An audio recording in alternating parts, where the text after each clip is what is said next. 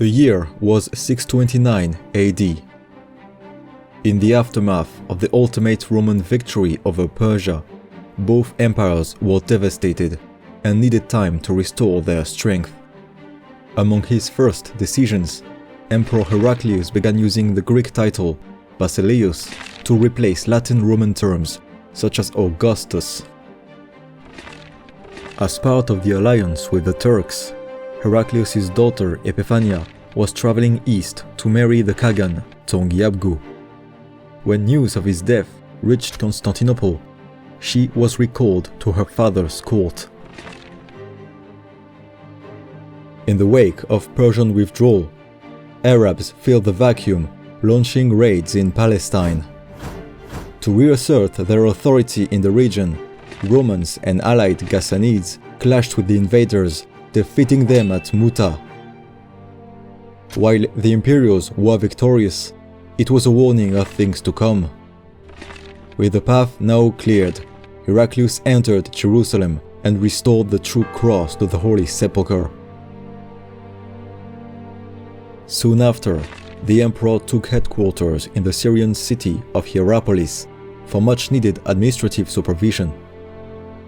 The evacuation of Sasanian troops was not an entirely smooth process.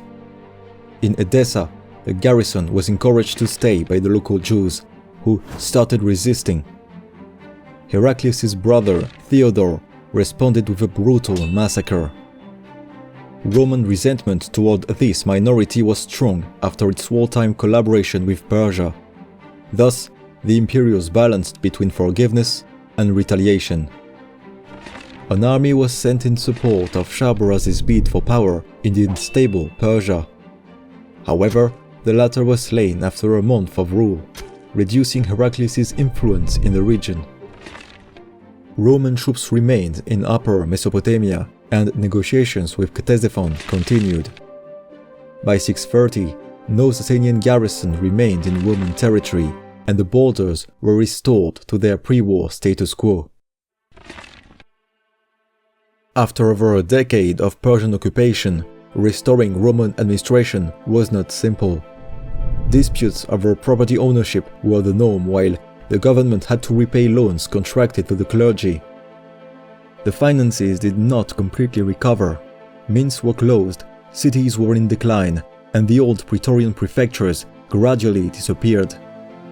To make up for this, the army saw gradual demobilization, tributes to Arab allies were cut off, and an official in charge of the treasury, the Sacellarius, gained in importance. Reuniting with the eastern provinces meant reconciling with a population which did not practice the official faith.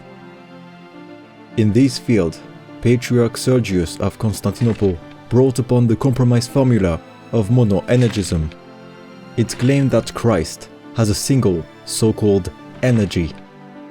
At Hierapolis, Heraclius presented this formula to clerical authorities.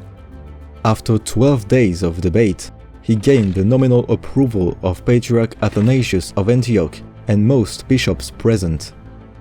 However, Athanasius died the next year without signing any written document.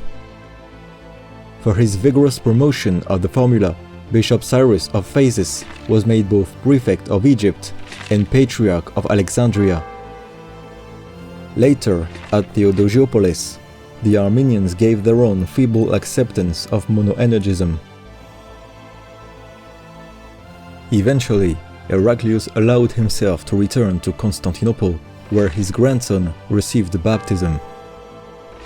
Looking north, the government was in no position to truly profit from the Avar decline. There were diplomatic actions with Pontic and Slavic tribes, but not enough to reassert control over Illyricum. Arab raids resumed and intensified around Palestine.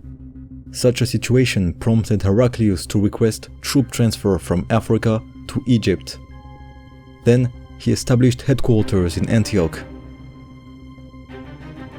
In Constantinople, a monk named Sophronius was made Patriarch of Jerusalem. He was an ardent defender of the Chalcedonian Creed and had participated in the debates at Hierapolis. His election threatened the fragile compromise built around monoenergism. Unclear to the Romans at the time, the armies they were fighting against claimed loyalty to the newly established Arab Caliphate. Its recently deceased prophet, Muhammad, had introduced a new religion to the world, Islam. The Muslims by now had conquered the Euphrates Valley from the Sasanians, and at Firaz they vanquished a combined Romano-Persian force. Sophronius widely promoted opposition to the imperial formula, saying that it betrayed the Chalcedonian belief of Christ's human nature. Sergius, aware of this issue, wrote a letter to Pope Honorius in which he declared that one should not debate over Christ's single or multiple energies. Honorius agreed, and in addition wrote about a single Christic will. Meanwhile, in the same quest for religious unity, Heraclius ordered, to an unclear scale, the forced conversion of Jewish communities in the empire. Now, Muslim reinforcements from Mesopotamia clashed with imperial Arab allies in Syria.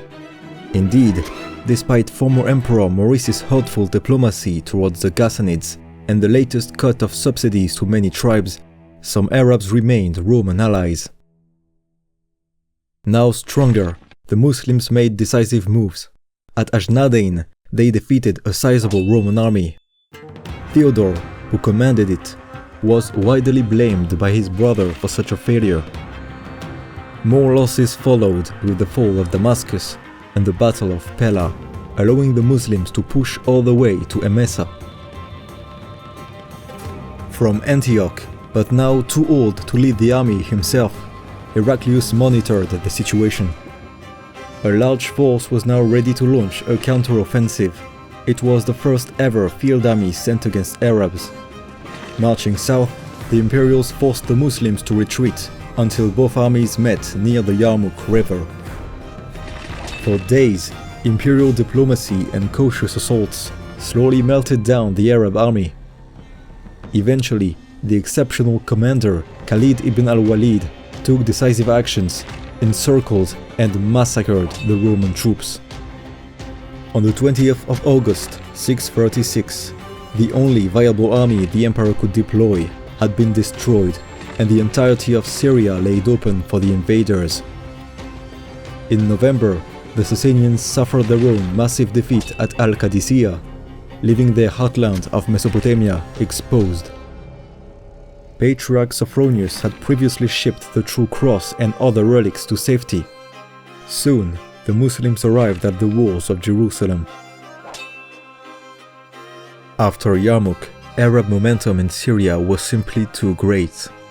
Heraclius evacuated the province, seeking to build a new defensive line further north, calling military commanders not to engage the Arabs in pitched battles.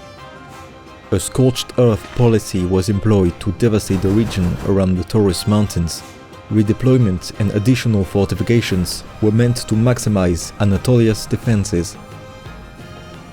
The siege of Jerusalem lasted half a year, until Sophronius negotiated and eventually surrendered with the Muslim Caliph Umar. The holiest Christian city had yet again fallen to enemy hands. After more fighting and a serious defensive attempt near Antioch, Syria was lost. John Cateas sent a tribute for the Arabs not to cross the Euphrates and invade his province. The emperor, fiercely disapproving this kind of action, sacked the governor. Heraclius arrived in the capital to the unwelcoming news of a plot.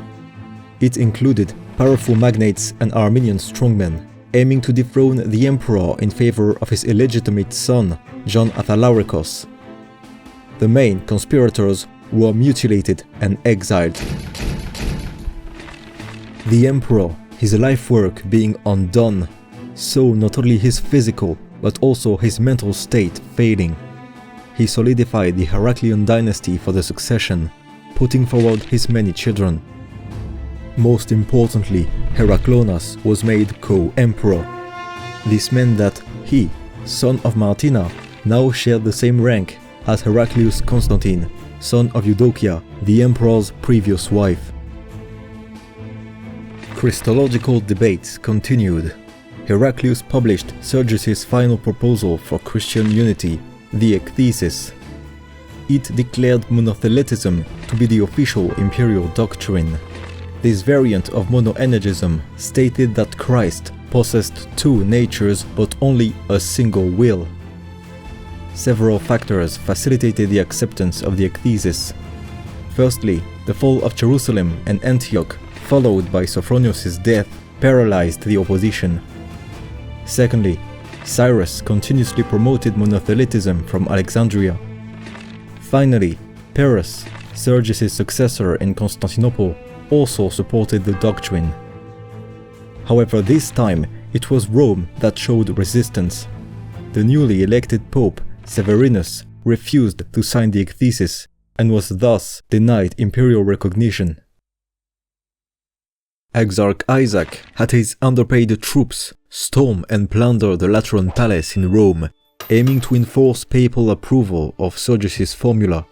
Parts of the spoils were forwarded to the emperor. This was not an isolated event, as several officials in the empire went for such drastic measures to cope with the worsening fiscal crisis. With no more truce to shield it, Upper Mesopotamia formed a vulnerable bulge between enemy-occupied territories. After a failed counterattack on Syria by Christian Arabs, the Muslims invaded from east and west, conquering the region. While still resisting, coastal cities were reduced one by one in Palestine. The invasion of Egypt began. Pelusium fell first, opening the way to the Nile. The Romans showed determined resistance in the central delta, forming a solid lock near Babylon. It was only when the Muslims were reinforced that the hard-fought contest led to Roman defeat and capture of the city. For his province, Cyrus negotiated terms with the Muslims, paying tribute.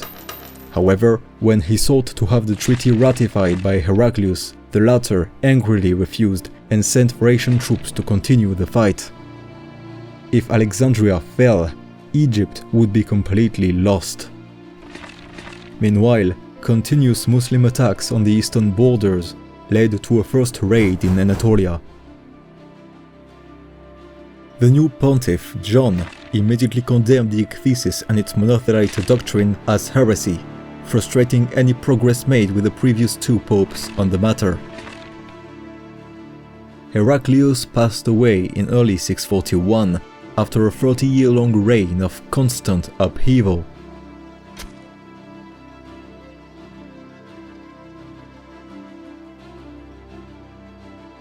Few periods of Roman history can be considered as important turning points as the age of Heraclius. Upon becoming emperor, he was propelled into the most devastating war ever fought with the Sasanians. Against the odds, he led the army to victory, after which he dedicated his time to reunite all Romans. However, as the dust cleared in the Middle East, the Muslims burst out of Arabia and completely reshaped the balance of power. Syria, Palestine, Mesopotamia and Egypt fell to the armies of Islam. Just like his empire, Heraclius lost the strength to resist the new invaders. Thus, he enshrined his name as the emperor who lived too long.